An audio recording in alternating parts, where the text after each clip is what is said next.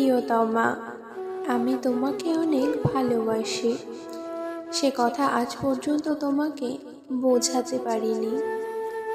হয়তো আমার ভালোবাসা তোমার কাছে নগণ্য ছাড়া আর কিছুই নয়, তবে এখনও আমি তোমাকে ভালোবাসি, ঠিক প্রথম দিনের মতো।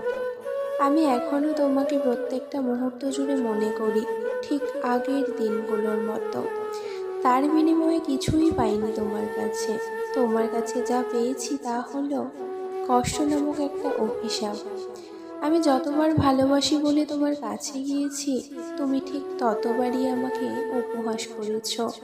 তারপরেও অগণিত কষ্ট আর অবহেলা বুকে চেপে রেখেও ভালো থাকার মিথ্যা অভিনয় করেছি। কখনো বুঝতে দেইনি কতটা কষ্টে আছি আমি। তুমি কখনো বুঝতেও চাওনি কিসে আমার কষ্ট। তুমি কখনো এটাও বুঝতে চাওনি কোন বিষয়গুলো আমার ভালো লাগে।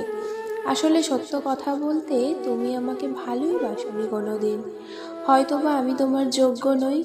যদি যোগ্যই হতাম তাহলে এত বেশি অবহেলিত হতাম না তোমার জীবনে।